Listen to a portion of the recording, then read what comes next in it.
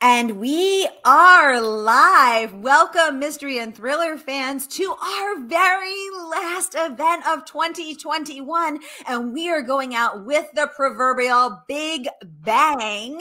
I'm delighted to welcome the incredible Dr. Karen Odden tonight, here to give us the inside scoop on her red hot, brand new historical thriller, Down a Dark River. Karen, tell us about this book. Oh, thank you so much for having me. And I want to just give major props to you. And I want to tell the audience that I really fell for Sara because she came and helped us out with the Desert Sleuths. We do this writing conference that we do every year, and she was an amazing panel moderator. So that's when I first met Sara. So I'm just giving you props. Karen, thank you so much. How lovely. Thank you. Yeah, you're just warm and genuine. And I mean, we got comments after that conference about how nice you were. So I'm just saying. Oh my God, hashtag day made, year made. This is the best thing ever. Thank you so much for telling me. So about this book, Down a Dark River. I had published 3 books about young women protagonists in 1870s London. This is my happy spot because this is where I wrote my dissertation on Victorian railways and 1850s to 1890s. So 1870s is really where I live. And I guess it was maybe 6 or 7 years ago, I kind of was in the middle of the second one, and I read this story. I think it was in the New Yorker, not positive. I tossed the magazine after I read it, but it was a story about race and the law in the United States.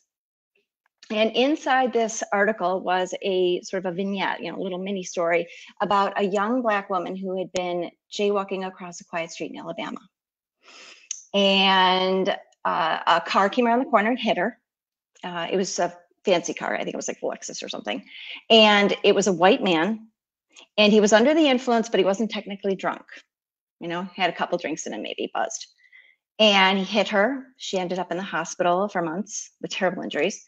And when the family sued, the judge awarded her $2,000. Yeah, I know. $2,000 for being hit by a drunk driver, and which rendered her so injured and that she had to be in the hospital for months. Oh my God, I'm horrified. Yeah, I mean, and that's sort of chilling enough already. Yeah. But what interested me, Sara, was that the girl's father, who was rightfully indignant and angry, he went after the judge's daughter. He threatened her. Not the judge, but the daughter. And this I don't know, this really caught me because I started thinking about revenge, right? I mean, because, I guess we kind of think of revenge as, an eye for an eye. That's sort of the typical phrase. And that feels very sort of simple. It's a, quick little phrase. It's as if revenge is simple. I don't think revenge is simple at all. And I think in this case, revenge was this man's sort of last ditch effort to demand recognition and empathy. And in a sense, connection. Brené Brown always says that our deepest desires for connection. And I think, if one aspect of being connected is having our experience recognized and acknowledged by somebody else, that's what this man was trying to do. He was trying to get the judge to understand this is what it is like to almost lose a child. Yeah.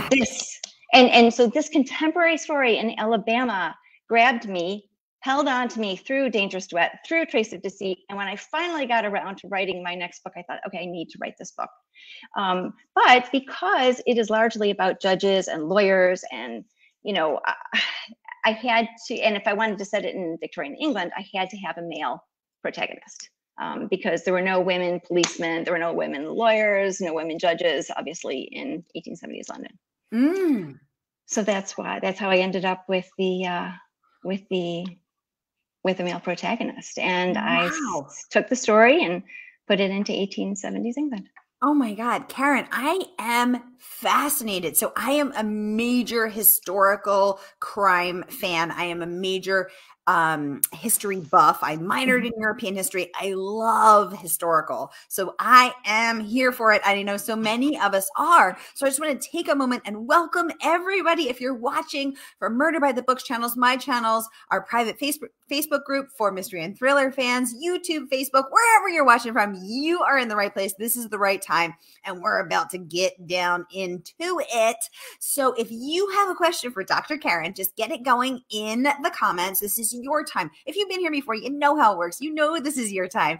And if you're new, here's how it works. This is your time. So ask Karen about her PhD in English. Ask her about her research process. Ask her about this book. Ask her about writing a man, right, versus her previous books, which had female protagonists. I got a lot of questions. I know you do too. So get them going in the comments. Welcome, Jerry. Welcome, Shirley. Welcome, Judy. Welcome, Jane. Welcome, Rebecca, Nancy, Alan, Stephanie, Keith. Welcome, everybody. So great to see you. And if I missed you, I'll get you later. Let us know what your questions are. Maria says, "Dear Dr. Karen." I love that. This is the Dr. Karen show. Dear Dr. Like Dr. Ruth. Exactly. Dr. Ruth was the 1980s. Dr. Karen is the 2020s. Maria, great question. I was wondering this too. Dear Dr. Karen, was it hard to put yourself in a man's mind? I'm wondering too. What was that like? It was at first. And I kept feeling like I was writing a man the way a woman would imagine writing a man, as opposed to writing a man. Do you know what I mean? I was trying to really get in there. And so one of the things I did was, I know it's sort of cheating. I went back and I started reading books like The Bourne Identity out loud. I started finding books with male protagonists and reading them out loud, because I feel like that trains my ear it's much more effective. So I felt like, okay, I'm sort of getting that masculine vibe, the cadence, as it were. And I also had the advantage of being able to read a bunch of police procedurals that were written in the 1870s and were written by men about policing and that kind of thing. And so that gives you an idea how they would talk about their day and how they would talk about criminals or their process or whatever. So that helped a lot too. I could kind of crib some of those newspaper reports and, parliamentary reports and, that kind of thing. Yeah. So, Dr. Karen, I noticed that your protagonist he's a badass, bare knuckles boxer turned detective. So he's scrappy. He is very Jason Bourne. So while you were reading these 1870s police procedurals, which by the way, I'm amazed that you found, I didn't even know they existed. Did you read them aloud in a British accent? How did it go for you? I wish I could. I have a terrible British accent. It's really, really bad, so I don't even do it. But an Irish accent, because your guy's Irish. Yes, so he is Irish. In an Irish brogue? I mean, what was that like? I did not, but I have to tell you, one of the interesting things was when Dreamscape purchased the rights from Crooked Lane to do the audiobook. I think we went through 9 different narrators trying to find just the right one, because the very, very first group of 3 that they sent to me, I loved the voices, but they all sounded like they belonged on Debbie. They were, and some of them were a little bit too Karen, we lost you there for one quick second. Can you just say that one part again? Oops, I think I just lost you. And I was like, oh, these aren't really quite right for Michael Corvin. I mean, they sound nice to listen to, but they aren't him. Sorry? No. We can hear you. You're back. You're good. You're okay, good. I'm back. Okay, good. Okay. And so oh no, we lost her. Okay, she'll be right back. It's okay. This is the time. Oh, she's back. Okay, perfect. So Karen, that's okay. This is what it is in the pandemic. Okay, so you listened to 9 different actors audition. And none of them were your Corvin. Not quite, until we got to the last couple. And so the first 3 were too old. They sounded like Downton Abbey, and they were too posh. They were way too posh, and they were also older, like 50s. Then the next batch, I sent it out to 3 friends in my book club who all do audiobooks, because I don't do audiobooks. I like my paper, you know, I'm a paper girl. And I sent it to them and they're like, oh, we all like number 2, but number 2 turned out not to be available. And I was like, Rrr. So then they sent 2 more and I was playing them out loud. And my daughter, Julia, who is my first reader and really my best critic, she really is my first beta reader. And she's read Down a Duck River about 7 times. And she looked up she kind of came in from the kitchen. She was like, oh, that's Corvin. And and it was the guy's name is Joshua Manning, and he's got a wonderful voice. He's actually Scottish, but the accent sounds just right. He's the right age. He even looks like Corvin. If you take a look at my newsletter, he's pretty hot. He is a tasty treat. I mean, that guy looks like a male model / actor. Yeah. So that is when I saw that you said this, that in your mind, this is how he looked. Because I got that, I saw that the picture of him before I read it.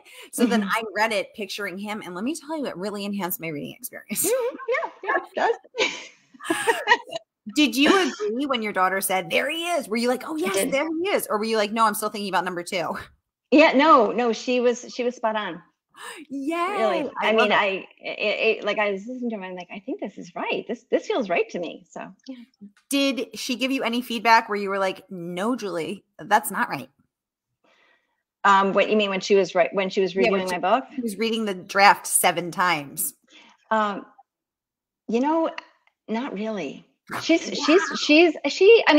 might say to me something like, this doesn't feel right. Like maybe he would do this instead. And I'll say, well, why did you think that? And we kind of talk through it. It's almost like a therapy session, between the patient and the therapist, kind of going back and forth, like trying to figure out, okay, what did you mean by this? And what did you mean by that? And what did you mean? Oh, this is what you meant. Okay, well, maybe you want to do it this way instead, kind of. And you get to the point where they match up, Is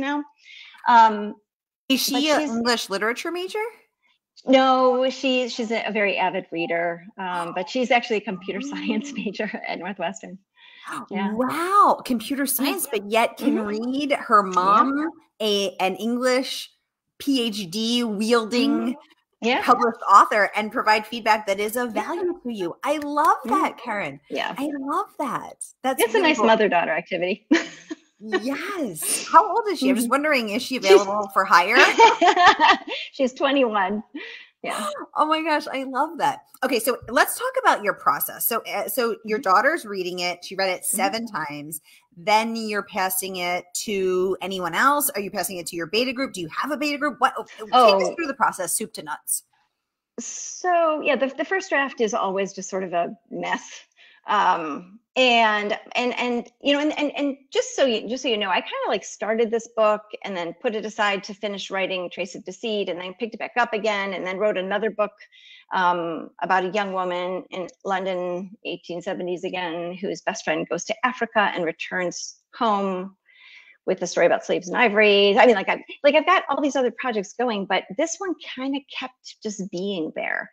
And so I think my agent, Josh, he took Down a Duck River out early and nobody wanted it. And I kind of set it aside and thought, okay, let me come back to it. So I did a bunch of revision on it.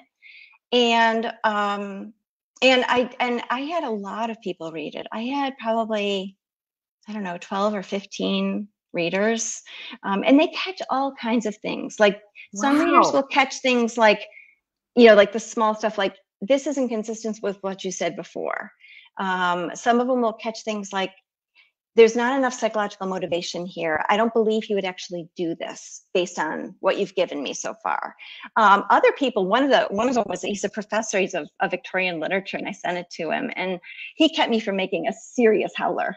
I don't know if you remember, but there's oh my God, it was so, it's silly, but there's a scene in the book where one of the things that haunts Inspector Corvin, is this old case about this man, and it's based on Jack the Ripper, who was actually committed his murders in 1880s Whitechapel. And just for context, I mean, Whitechapel's not, it's not a good section of town. This is where Corvin grows up in the 1870s, kind of before Jack the Ripper is around. But this old case is a man who was killing music hall girls and then raking them with his fingernails and really, you know, sort of destroying their appearance.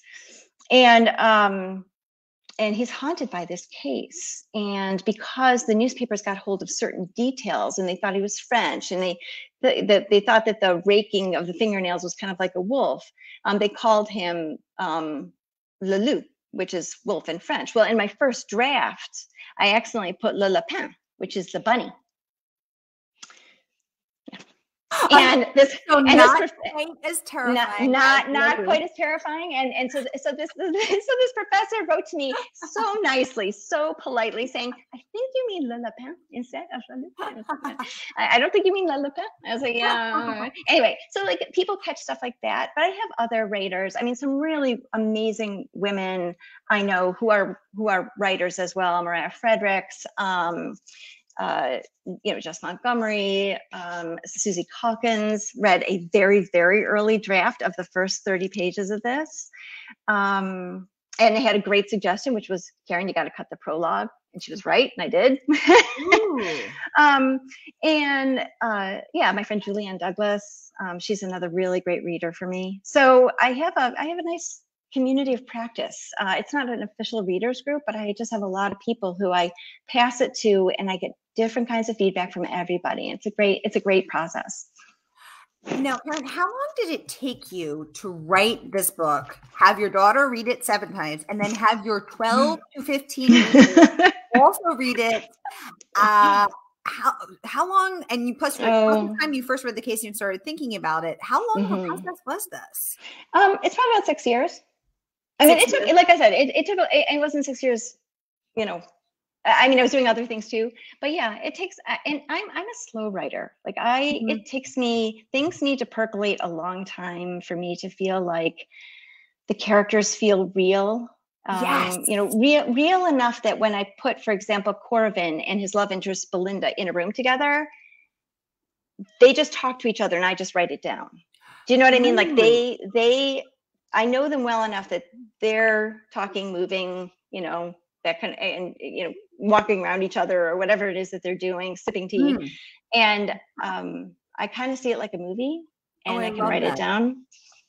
So, but it takes me a long time to know Belinda well enough. You know, I write a backstory for her. It took me a long time to get to know Styles, Inspector Corvin's sidekick. It took me a long time to know Vincent, even though he's a real person. He actually was the director for Scotland Yard after that whole scandal happened, and then they had to do make a clean sweep out of the yard of all those corrupt inspectors. So he's a real person, but it still took me a while to get to know him.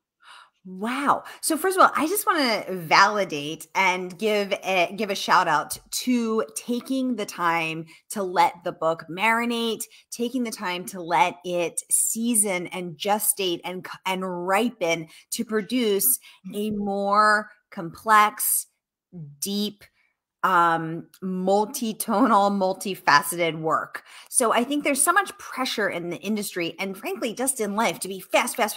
You know, everything has to be faster, better. You know, we can't have 4G anymore. We need 5G. Like everything has to be, you know, so freaking fast. I've been working on my next book for 7.5 years, and it kind of makes me feel like a loser sometimes when I see other people, you know, putting work out so fast. And hats off to them. Like, teach me your ways. I genuflect to you. That's amazing. But I will say that when someone has taken the time, I just hosted Wanda Morris. Her book took 13 years. I can feel when a book, as a reader, I can feel when someone has taken that time to let it marinate, to let it gestate, to let it ripen. I feel that. Readers, let me know in the comments if you feel that too. And does it matter to you? Let me know. I can tell you that the critics certainly notice, because my goodness, Dr. Odden, we have some fabulous praise. Let's kick off with the mother of all reviewers, Kirkus, which I believe the New York Times called notoriously curmudgeonly, reliably curmudgeonly. And they gave you a rave saying it is a harrowing tale of unbridled vice that exposes the dark underbelly of Victorian society. Wow, I loved that review. So let's talk about how you do that from a craft perspective. Now, clearly, you know what you're doing because you've written other books. You have a PhD, hence Dr. Karen. But let's talk about how you craft a harrowing tale. How do you raise the stakes when you're sitting there typing to make it feel harrowing to us as a reader? What's the secret? Oh gosh, that's a really good question. I don't have a pat answer, but I have a couple things that I know. Tell me what you know.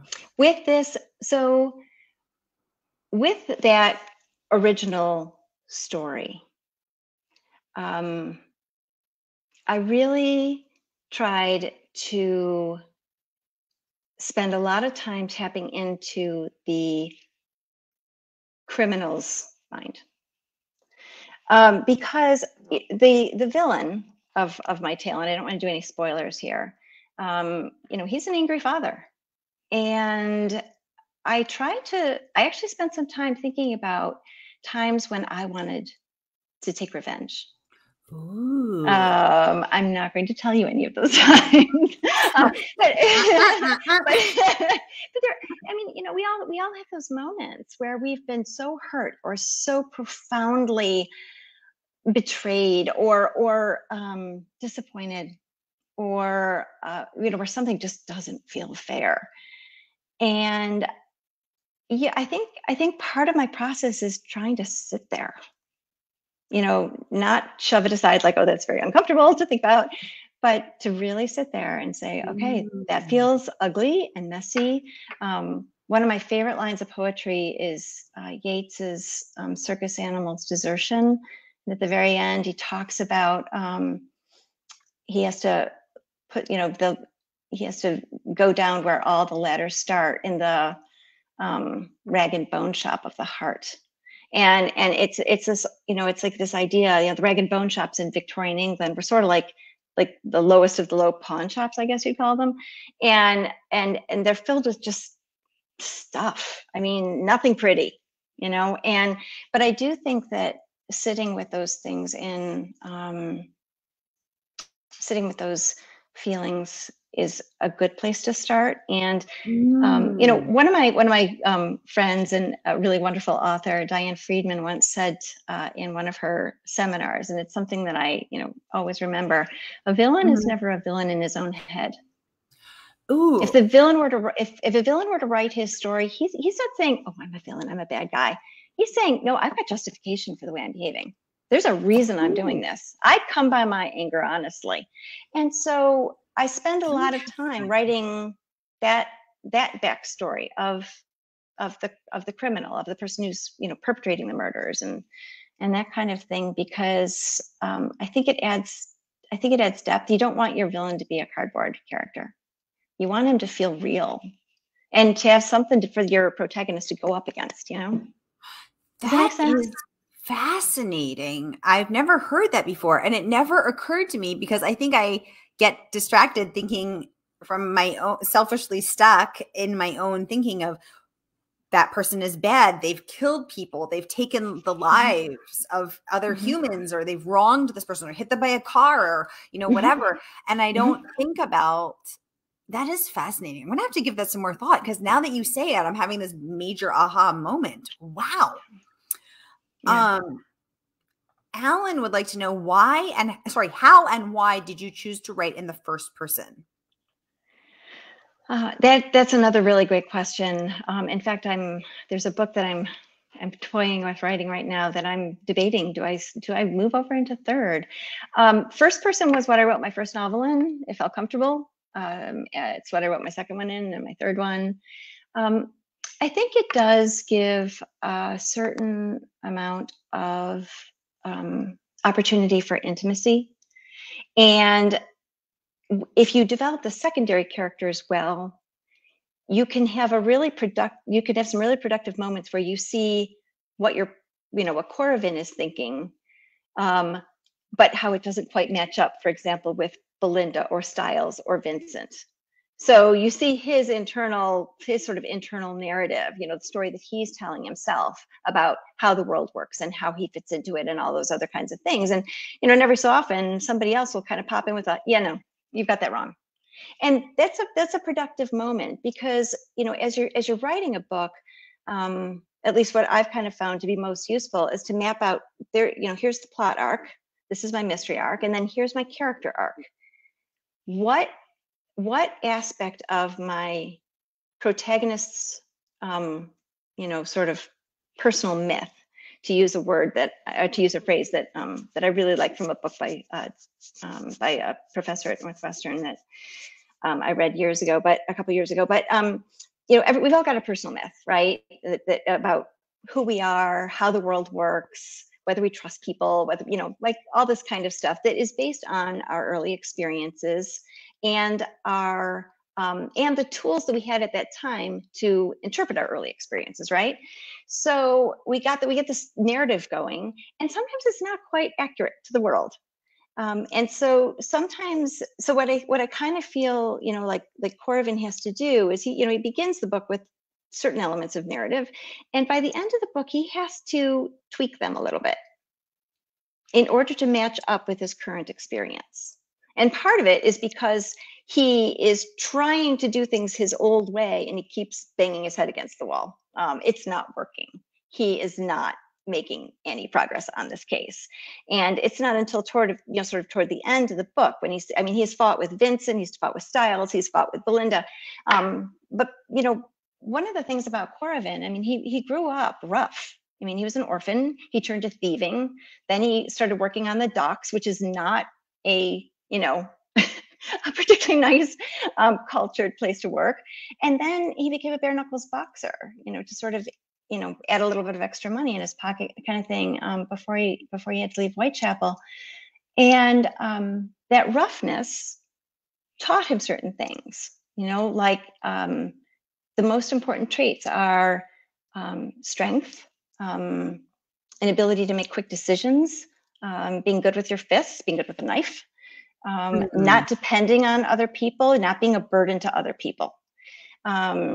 And you know, just being strong, you know, kind of. And one of the things, you know, about 3/4 through the book, one of the things Belinda points out to him is, you love being a rescuer. And that's all well and good, you know, policemen, it's great. She says, but you got to think about the reason you're doing it. Part of the reason you're doing it is because you're a good person, and, you know, but part of it is so that you never have to face your own vulnerabilities. If you're always the rescuer, you know, you're not the weak one. You're not the one who needs help. And she says, and frankly, I think that you would be a better policeman if you developed a little bit of empathy for this person who you're trying to find, and this murderer that you're trying to find.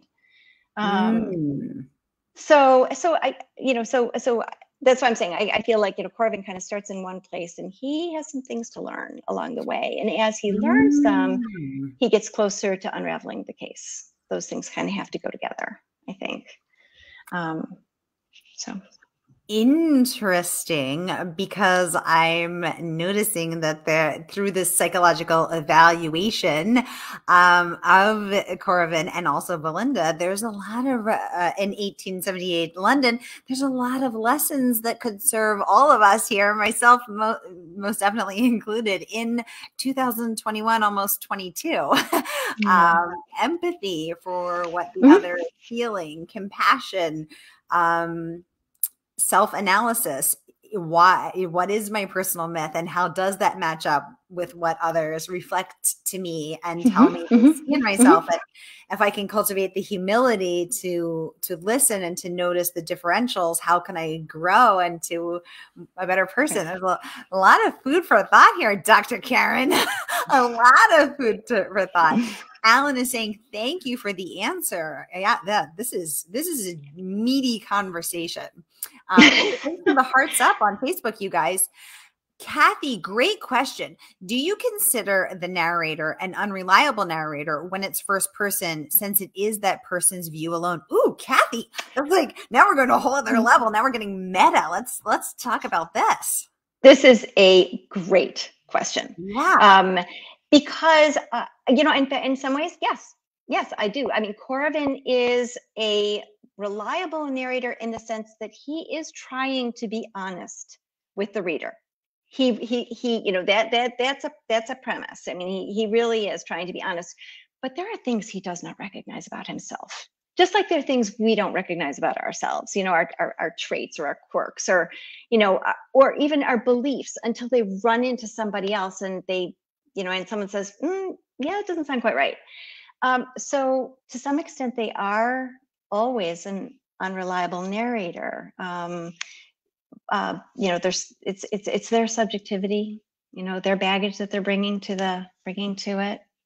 And maybe that's part of why I find them interesting, why he continues to be interesting to me, because he still has more things that he has to sort of unpack and recognize about himself, and to recognize how those things shape how he polices, how he investigates a crime. What kinds of assumptions does he have that lead him in one direction or another, and maybe don't serve him all that well? So yeah, so that's a great question. What a cool question, Kathy. I love that. I love that. And I'm loving this deep, deep conversation. So any other questions, get them going in the comments. Meanwhile, I want to hop over to another review that I really loved. There are so many here. New York Journal of Books. Odden has created a page turner that is definitely hard to put down. Historical Novel Society, impossible to put down. Mystery and suspense, superbly written, fast-paced suspense. So I want to pause on these three, because what I notice is that all of them are talking about, from a craft perspective, how you write a book that people don't put down and don't finish, right? We've all had those where we're like, yeah, I'll finish it later. And then we just never pick it back up because it has failed to keep those pages flying. Now, all three of these talk about your ability to have mastered the opposite of that. You keep those pages flying. What do you think is the most important from a craft perspective of making that happen? How do you write something that is, quote, impossible to put down? Well, there are a couple things. First of all, I use index cards. I lay them on. I have a hallway. I also have a rescue beagle who likes to come and like mess them up. But I lay them down. I literally, like, I have two layers. I have the top layer is the plot layer, and then this bottom one is the character layer. And I make sure that every single one has a certain amount of conflict and energy about it. And if I find one that's kind of like, oh yeah, that's not as interesting as the others, I find a way to pitch it. The second thing is I really try hard to, you know, again, it's my beta readers. When I give the book to them, when I give a manuscript to them, I tell them, one of the number one things I want you to tell me is when you start getting bored. This is not an insult. This is the best information a writer can get. If you are getting bored, just put a B in the margin. And no joke, no, I'm serious. Like, you know, and it's so funny because like I was talking to somebody about how can you have people read and critique your book, you know, before it's published, and you know, all this kind of thing. And I really hate having people, you know, critique my manuscript and all. And you know, I kind of feel like I am deeply and profoundly attached to the writing process. But as for the 300 words on a page on any given day, not at all. Like, I really don't. Like, they're going to change again tomorrow and the next day and the next day. I'm not attached to them. I'm attached to the process, but not attached to the words per se. So if somebody tells me these 2 pages are boring, I find my mind, like, you know, moving away, cross them out. I get rid of them. Try and condense it down, condense like the salient piece of information in those 2 pages into like one sentence, and drop it in and kick things out. And I don't usually have a problem with word count because I usually turn in something that's too long. Like, gosh, my agent was kind of like, oh God, Karen, 120,000 words again. So what I've started doing is, I write the book and somehow it always turns into 120,000 words. And then I go back in and I slice out 20,000. And then I send it out to my agent. And it keeps it moving. It keeps it moving. You know, Karen, when you request, put the B in the margin, which, by the way, I love that. Put a B in the margin, B for board. When and if you ever do get a B in the margin back, does it ever catch you by surprise? Like, what? That scene, you should be sweating through your shirt. Or are you kind of thinking to yourself, I wondered about that? Yeah, usually I am. Usually I'm thinking, yeah, that was not one of the more exciting pieces. Yeah, I can tighten that. I can tighten that one up. Mm-hmm. Interesting. Yeah. Very cool. You know, and often, I mean, who knows? Maybe it's because the people that I choose to be beta readers, but often I will get similar comments from 2 or 3 readers. So you kind of get a what do they call that? Like an agreement, I guess, kind of. So interesting. Yeah. Let me ask you, what is your favorite scene in this book to both have written and, if it's different, to read? Oh, wow. It's funny because the scene that jumped into my head was actually from my first book, Lady in the Smoke. There's a trial scene that I kind of wrote from start to finish, and I basically never altered it, and it still makes me cry when I read it. But I'm trying to think if I have one. Yes, there is actually. There is a scene. I mean, probably the climactic scene, which happens on Blackfriars Bridge, is one of them. But another one is where Corvin is interviewing a maid. And she is telling him a story of her experience. And and I know this scene you're talking about, what makes it so powerful for you? Are you talking about as a reader or a writer? Both. Okay. Yeah. I mean, when I was writing that scene, I remember feeling breathless. I remember feeling like my fists were kind of tight. Kind of like I felt myself clutching in my chair, as I was writing it. But yeah, there's a scene where where Rachel talks and tells Corvin her story, and he has to listen, and it is very hard for him to listen to her story. And that little scene was probably the most intense of all the scenes that I wrote. And also was one of the ones that came to me like the movie. I put Rachel there and I put Corvin here. They're sitting at a table, and I just let them go at it, and I just wrote down what they did. I love that. Maria chiming in to say that scene with the maid was so painful, but so well done. Maria, thank you for that comment, and for letting us know that it resonated with you so much as well. Karen, I was wondering if you were going to say that something from the 2014 modern day case had resonated in some way, or it tied into that case in Alabama with the car, or I wasn't sure if you would, if it didn't, or I was curious to see where that would go to. Yeah, I mean, that scene kind of does, because Rachel is wronged, and just the way the young woman in Alabama was wronged. Yeah. So I guess I had not made that connection until you just said that. But yes, they are linked. That is the core of the story. Yeah. Because it's interesting how very much things have changed for women since 1878, drastically. I mean, in terms of rights, power, just a sense of self. I mean, just so much. And also how some things don't change. Any thoughts on that?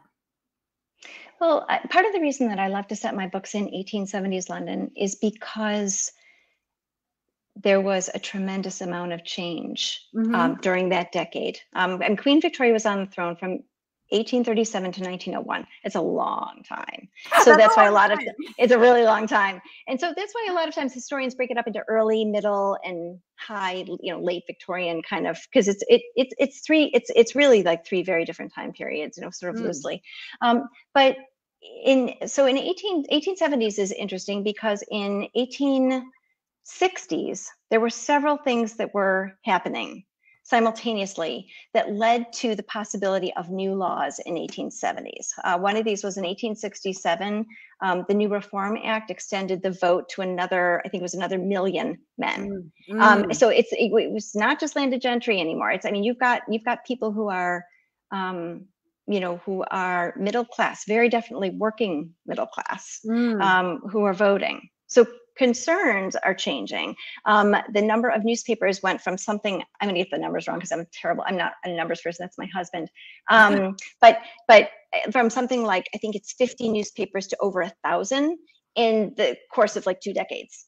Wow. Literacy rates were rising. And the reason we can tell is because on marriage licenses in the 1850s, people would do and not as many people were signing their names. By the 1870s, many more people were signing their names, like 75 to 80% of people were signing their names. Wow. So you've got newspapers circulating, people talking about, all kinds of issues, social issues, education, cruelty to children, married women's rights, all these things. And what ends up happening is in 1870s, you get just this blast of laws. One of, for example, the Education Act, which made it mandatory for all children, boys and girls, to go to school from age 6 to 12. Oh, wow. In 1870, the Married Women's Property Act, for the first time, put a wedge into coverture. Do you know what coverture is? No. Okay, so coverture was the idea that a woman, when she married, she subsumed her identity into that of her husband. Practically speaking, it meant she could not own property. The children were not hers, they were her husband's. She could not inherit property. She could not, for example, begin a lawsuit without her husband doing it for her. She couldn't initiate a divorce unless she could prove that he was unfaithful and that he had either beaten her or deserted her for 4 years. So this is coverture, okay? So as you say, things have changed a lot for women. But in 1870, for the first time ever, this law made it possible for a woman who worked, like who earned a wage, she could keep it. And she didn't have to turn it over to her husband. I mean, it's a tiny little chink in the iceberg, but it's significant because it gave women more power over their pin money, as it were. It also meant that if he was being abusive, she had some options. And she could, for example, take her small baby and go somewhere else because she had some money. So, that's why 1870s is fascinating, because there's all this change happening. And particularly with respect to women, to the middle classes, literacy, education, I mean, all kinds of stuff. Yeah. You know what's crazy though, Karen? I read a couple years ago that until 1977, in the United States of America, in the state of Connecticut, a woman could not open a bank account without a co-signer of her husband or her father. So this is what's so mind-blowing and so shocking that you think of those, 1878, I mean, my jaw is dropping as I hear these women can't earn money, women can't keep money, their children belong to the husband, he has to cheat and abuse you for 4 long years. That's crazy. But then I think to myself, it's within my lifetime that women couldn't have a checking account unless her husband or father co-signed her. I mean, it's been a slow slog.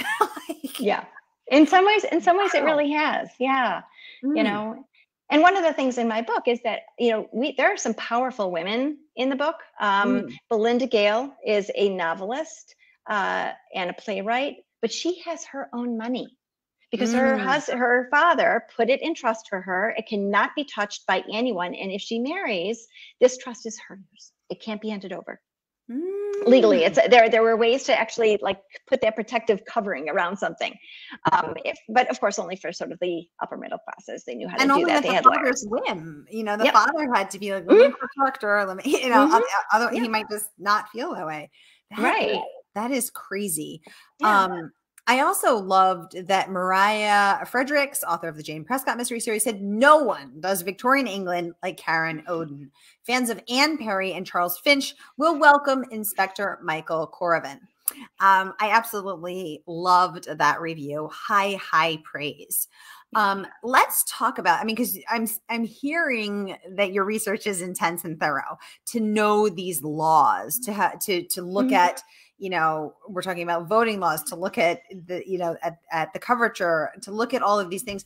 So you hold a PhD, clearly you know a thing or two about research. So give us a sneak peek into that back room that you must have spent a lot of time in digging through dusty old files.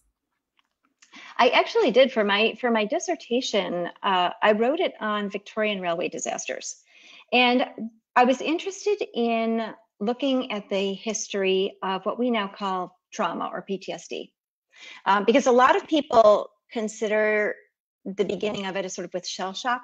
in World War I that you know that phrase. It's like, you know, the soldiers were coming back. Actually, it was in Downton Abbey too, with all kinds of strange injuries that you couldn't really figure out their cause. But if you go back to the 1890s, Sigmund Freud and Joseph Breuer were working with hysterical women who had been traumatized and who had many of the same symptoms that spread across their whole entire body and seemed to have no clear cause. And then you go back even further in the 1860s, and you had these victims of railway disasters. Same thing was happening. And you know, for example, Charles Dickens was in a railway crash in Staplehurst in Kent, and his whole entire carriage tipped over on its side, and he crawled out. He was actually traveling with his mistress, Ellen Ternan, a young, pretty actress, and her mother. Yes, his wife was at home with the 10 children, as one does. And so he crawls out, and he happened to have like brandy or something with him, I think. And he's walking around ministering to people and helping people, and you know, and all. And then London sent an express train, and he hops on it and goes back to London, goes home, and then the next day he wakes up and he's distraught.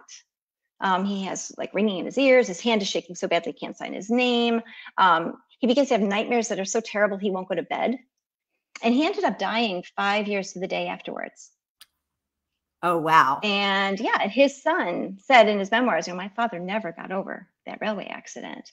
And, you know, so I was interested in hunting that down. And then so one of the things that NYU, where I did my PhD, they were super generous. They let me spend 6 weeks in London with a program, and I just spent 6 weeks in the British Library just reading and uncovering and kind of, and also it was not just what I was learning about the railways, it was also what I was learning about how to do good research, how to chase things down.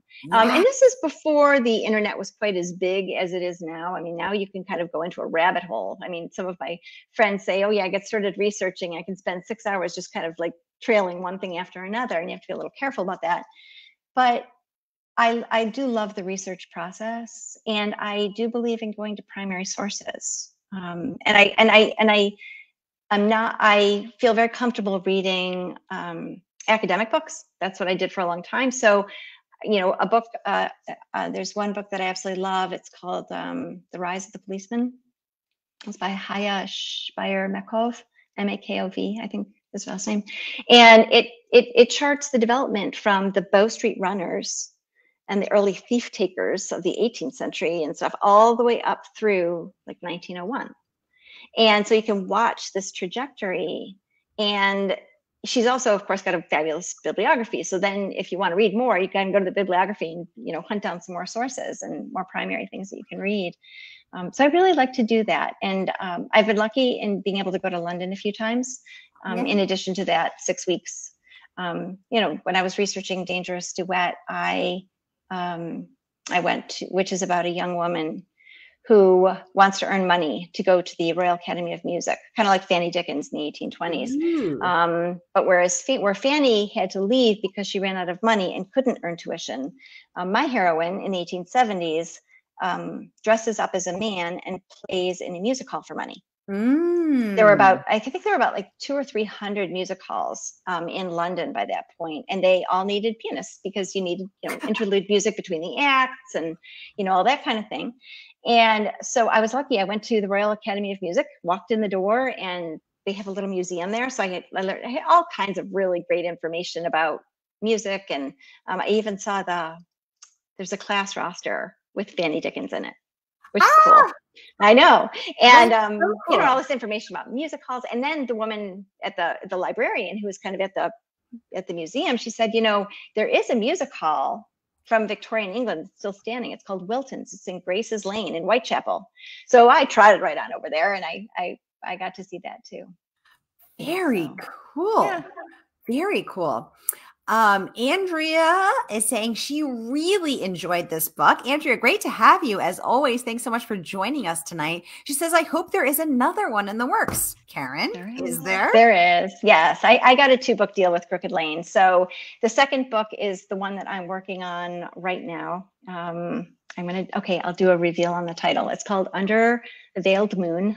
Ooh. And it is about, in 1878, there was a pleasure steamer called the Princess Alice. And she was one of 4 pleasure steamers that would leave from London Bridge, right, the Swan Pier, right near London Bridge, go all the way down to Sheerness at the sea, and then turn around and come back. And for 2 shillings, you could hop on and then hop off and get on one of the sister ships and, kind of do this all day long, stop off, have a picnic, hop back on, go down and see a concert, whatever. Anyway, so, but the evening of September 3rd, 1878, it's coming back up the Thames, and a coal ship rams it.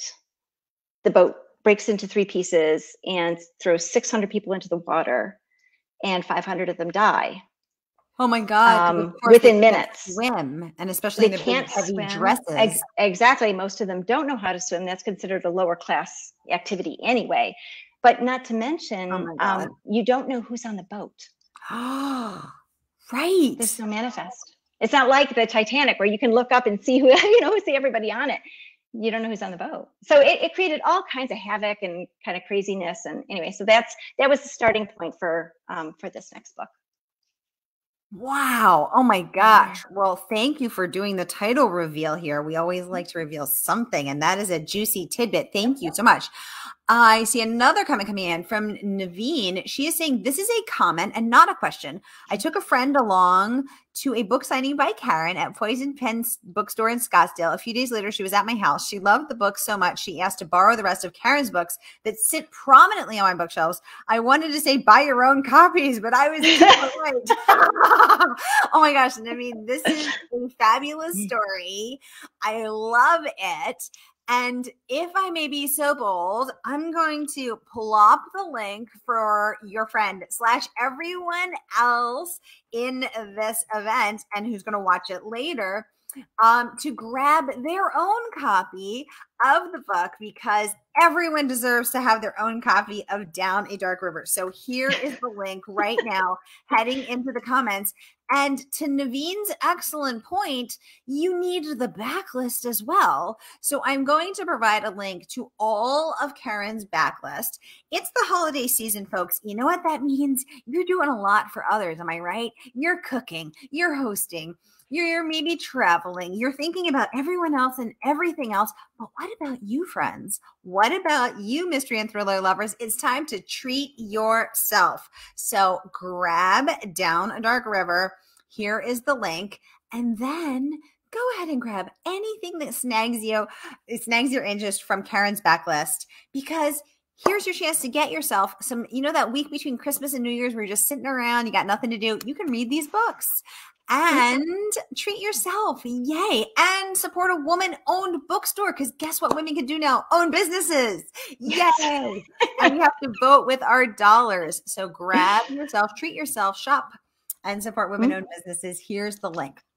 Well, y'all, it looks like we are out of time, but I want to thank you all so much for joining me tonight, for chatting with us, for all of your great questions and comments and stories and thoughts. This has been such a fascinating and fabulous conversation. I have learned so much tonight, and I bet you all did too.